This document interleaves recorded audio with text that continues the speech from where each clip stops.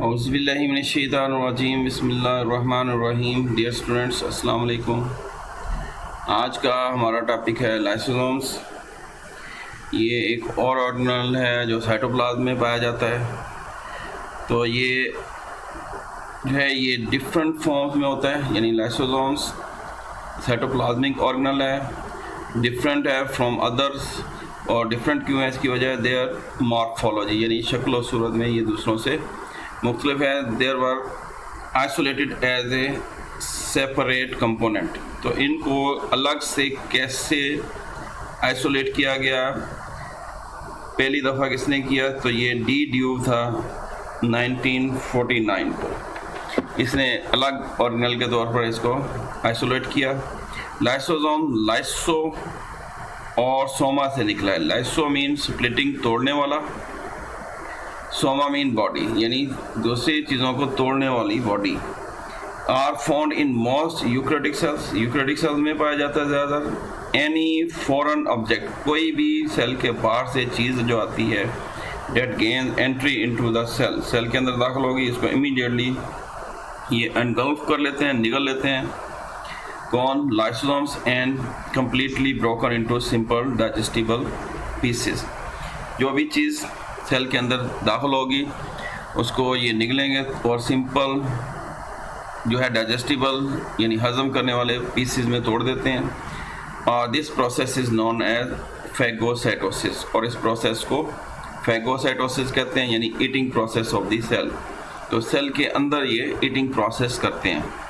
तो most abundant है animal cells में एग्जिबिट फैगोसाइटिक एक्टिविटी, जो फैगोसिटिक एक्टिविटी करते हैं, जैसे हमारे वाइट ब्लड सेल्स हैं, तो इनमें सबसे ज़्यादा ये पाए जाते हैं, जो निगल के पैथोजेंस या जरासीमों को खाते हैं निगल के, उनमें ये ज़्यादा पाए जाते हैं, यानी वो फैगोसिटिक एक्टिविटी करते हैं। They are bounded by a single membrane, यानी इनके लिए सिर्फ एक ही मेम्ब्रेन है, सिंगल मेम्ब्रेन बॉन्डेड है, और सिंपल सेक्स यानी सादा सी थैलियाँ की शक्ल में है। लेकिन इनके अंदर जो चीज़ है जो तोड़ती है, स्प्लिटिंग करती है, वो एसिड फास्फेटेज, ASE लग गया, मतलब ये एंजाइम है, एसिड फास्फेटेज एंजाइम है, और बहुत से दूसरे हाइड्रोलिटिक एंजाइम होते हैं, यानी ऑलमोस्ट हर चीज़ को ये ब्रेक डाउन कर देते हैं, स्प्लिट कर देते हैं। दीज एंजाइम्स आर सिंथेसाइज कहाँ पे बनते हैं? रफ एंडोप्लाज्मिक रेटिकुलम पे बनते हैं, और फिर इनको फर्दर प्रोसेस किया जाता है गोल्जी अपरेटस में। बनते रफ एंडोप्लाज्मिक रेटिकुलम में, लेकिन आगे प्रोसेस करके ये गोल्जी अपरेटस में फिर ये मुकम्मल होते हैं। द प्रोसेस एंजाइम्स जो प्रोसेस होकर निकलते हैं गोल्जी अपरेटस से, बॉडीड होकर, जैसे हमने पढ़ा था गोल्जी अपरेटस में, ये फिर आगे वेजिकल बना के अलग अलग निकालती है। सेम इसी तरह से ये वेजिकल्स बना के ये अलग से ये निकलते हैं, ये मेम्ब्रेन सिंगल मेम्ब्रेन बॉन्डेड।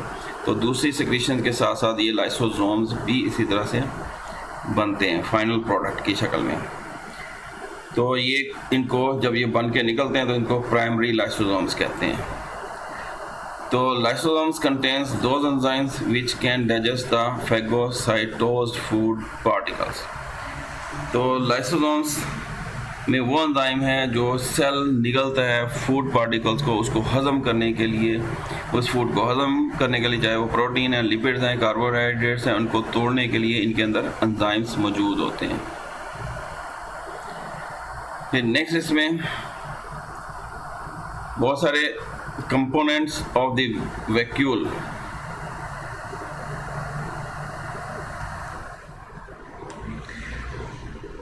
तो they are also involve in the autophagy, हम इसकी बात करेंगे। वैक्यूल समटाइम्स, यहाँ पे समटाइम्स अंडर अबनॉर्मल सर्कमस्टांसेस, ये आपकी डायग्राम जो है पेज नंबर 56 पे, इसके नीचे इन्होंने ये डिटेल दी हुई है, पहले चलें इसको पढ़ते हैं। लाइसोसोम्स प्रोटेक्ट करते हैं सेल्स को फ्रॉम, तो ये प्रोटेक्ट करते हैं फ्रॉम इन्वेडिंग ऑर्गेनिजम्स। इन्वेड यानी हमला करते हैं जो सेल्स के ऊपर, हमला आवर ऑर्गेनिज्म से, या कोई भी फॉरेन ऑब्जेक्ट जो बाहर से अंदर दाखिल आने वाला होने वाला ऑब्जेक्ट, उसको फॉरेन ऑब्जेक्ट कहेंगे, या फूड वगैरह उसको निगलते हैं सेल के अंदर, फैगोसिटिक एक्शन करते हैं, उसको खा जाते हैं और उसके पीसेस कर देते हैं, स्प्लिट कर देते हैं, तोड़ देते हैं। तो ये प्राइमरी लाइसोसोम जो अभी बन के निकलते हैं गोल्गी अपरेटस से, तो ये डाइजेस्टिव वैक्यूल्स कहलाते हैं, यानी ये किसी डाइजेस्टिव वैक्यूल जो फूड वैक्यूल है उसके साथ जाके अटैच हो जाएंगे और सेकेंडरी लाइसोसोम बनाते हैं। जब बन के निकलते हैं प्राइमरी है, लेकिन अगर फूड वैक्यूल के साथ जाके अटैच हो जाएंगे और उसके अंदर दाखिल हो जाएंगे, जैसे यहाँ पे डायग्राम में ये फूड वैक्यूल अंदर दाखिल हो रहा है और ये लाइसोसोम जाके उसके साथ फ्यूज हो जाता है, तो अब ये सेकेंडरी कहलाएगा। जब ये बन के निकला था तो ये प्राइमरी लाइसोसोम था, अब ये फ्यूज होने के बाद ये सेकेंडरी लाइसोसोम कहलाएगा।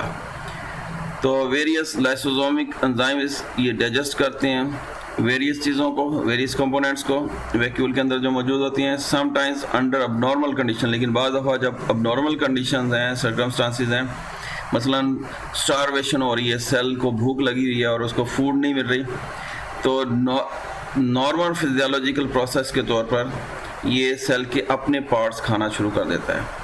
Parts of the cell engulf by primary lysosome, ये खुद ही अपने आप सेल्स के पार्ट्स को खाना शुरू करेगा ताकि उसको डाइजेस्ट करके एनर्जी प्रोड्यूस करे जो ज़्यादा ज़रूरी है ज़िंदा रहने के लिए। Lysosome which eat parts of their own cells are known as autophagosome. ये अलग से अंडरलाइन करना है, ये आ जाना है डायग्राम में आपकी 56 पेज में नीचे।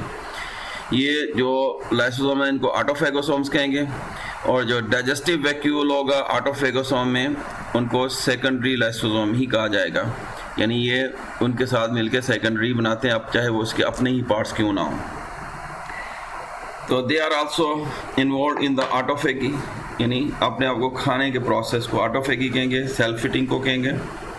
During this process some old worn out parts, जो पुराने हो गए हैं, टूट फूट का शिकार हो गए हैं हिस्से सेल के, ओल्ड और वॉर्न आउट हो गए हैं, जैसे ओल्ड माइटोकॉन्ड्रिया, पुरानी माइटोकॉन्ड्रिया हो गई है, इसको डाइजेस्ट कर जाएंगे। इस तरह से मटेरियल्स ऑफ द सेल में भी रिसाइकल, तो इनको रिसाइकल किया जाता है, यानी पुराने को तोड़ के या टूट फूट का शिकार है इनको हजम करके नया ऑर्गेनल बनाया जाता है, यानी रिसाइकल किया जाता है। एंड सेल में भी रिन्यूड, पूरा सेल ही रीन्यू हो सकता है।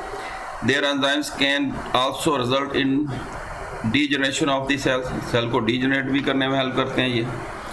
तो जैसे ड्यूरिंग सम डेवलपमेंटल प्रोसेस में होता है। Lysosome also release enzymes for extra cellular digestion, तो बाहर सेल के बाहर डाइजेशन के लिए भी ये रिलीज करते हैं। तो फिर नेक्स्ट ये अलग से भी हेडिंग आ जाती है कंजेनिटल डिजीजेस। तो इसमें सेवरल कंजेनिटल डिजीजेस जो मौरूसी बीमारियां हैं पेरेंट्स से बच्चों को जो लगती हैं, तो इनमें भी ये इन्होंने देखा कि क्यों हो रही है, ड्यू टू द अकोमुलेशन, यानी इकट्ठे हो जाते हैं बहुत सारे ऐसे विद इन द सेल्स ऐसे सब्सटेंस इकट्ठे हो जाते हैं, सच एज ग्लाइकोजन हो गया या वेरियस ग्लाइकोलिपिड्स हो गए, ये सेल के अंदर इकट्ठे हो जाते हैं, लेकिन इनको तोड़ने वाले लाइसोसोम्स नहीं होते। लाइसोसोम की कमी की वजह से ये इकट्ठे होते जाते हैं सेल के अंदर और टूटते फूटते नहीं हैं, और इससे बीमारी काज हो जाती है। These are also called storage diseases, इनको स्टोरेज डिजीज भी कहते हैं। ज़्यादातर ये स्टोरेज डिजीज करके ये क्वेश्चन आता है, और ये प्रोड्यूस होते हैं बाय द म्यूटेशन, म्यूटेशन यानी चेंज आ जाती है डेट अफेक्ट वन और the of the lysosome enzyme. तो लाइसोसोम जो के अंदर जो एंजाइम है इनको जो तोड़ते हैं ग्लाइकोजन और ग्लाइकोलिपिड्स को, इनके अंदर तब्दीली आ जाती है, यानी कैटाबॉलिज्म नहीं कर सकते सर्टन सब्सटेंसेस, यानी इनको तोड़ नहीं सकते, तो वो सब्सटेंसेस सेल के अंदर इकट्ठे होते हैं और यही बीमारी काज करते हैं, इसलिए इनको स्टोरेज डिजीज कहते हैं। जैसे एग्जांपल है इन ग्लाइकोजिनोसिस टाइप 2, ग्लाइकोजिनोसिस टाइप 2 ये अलग से भी पूछ लेते हैं डिजीज़ में। The liver and muscle appear filled with glycogen, क्योंकि नॉर्मली बॉडी जो है ज़्यादा ग्लूकोज है उसको ग्लाइकोजन में कन्वर्ट करके लीवर और मसल में स्टोर करती है, फिर उसको दोबारा तोड़ के ज़रूरत पड़ने पर ग्लूकोज में कन्वर्ट करके बॉडी उसको इस्तेमाल करती है। अब ये स्टोर तो हो रहा है लेकिन दोबारा ग्लूकोज में ही नहीं तोड़ा जा रहा, क्यों नहीं तोड़ा जा रहा? तो ये लीवर और मसल के अंदर भर जाएगा, मेम्ब्रेन बॉन्डेड ऑर्गेनल्स मसल और लीवर सेल्स के अंदर भर जाएंगे। तो दिस डिजीज़ में क्या होगा, एंजाइम जो डाइजेस्ट करता है डिग्रेड करता है ग्लाइकोजन को ग्लूकोज में, ये एब्सेंट है, इस वजह से ये बीमारी हो जाती है। About 20 such disease are known, कोई 20 के करीब ये बीमारियां अब मालूम है these days में which are because of absence of a particular enzyme, जो किसी मखसूस एंजाइम की गैर मौजूदगी की वजह से है, जो लाइसोसोम में पाया जाता है एंजाइम उसकी गैर मौजूदगी से। जैसे एग्जांपल है Tay Sachs disease is because of absence of an enzyme। Tay Sachs disease है, इसमें भी एक एंजाइम मिसिंग है जो इन्वॉल्व है इन द कैटाबॉलिज्म लिपिड्स, यानी लिपिड्स को तोड़ने में इन्वॉल्व है। अब मिसिंग है तो इसका मतलब लिपिड्स इकट्ठे होते जा रहे हैं लेकिन वहाँ से रिमूव नहीं हो रहे। तो ये कहाँ पे कम्युलेट हो रहे हैं? Lipid in the brain, brain के अंदर, ब्रेन सेल्स में, और लीड टू मेंटल रिटार्डेशन। इससे मेंटली बंदा वो रिटार्ड हो जाएगा, मेंटली यानी कमज़ोर हो जाता है, एंड इवन डेथ, और हत्ता कि उसकी डेथ भी हो सकती है, बल्कि हो जाती है। तो स्टूडेंट यहाँ तक हमारा ये टॉपिक लाइसोसोम्स मुकम्मल हो गया। तो नेक्स्ट टॉपिक तक के लिए अल्लाह हाफ़िज़।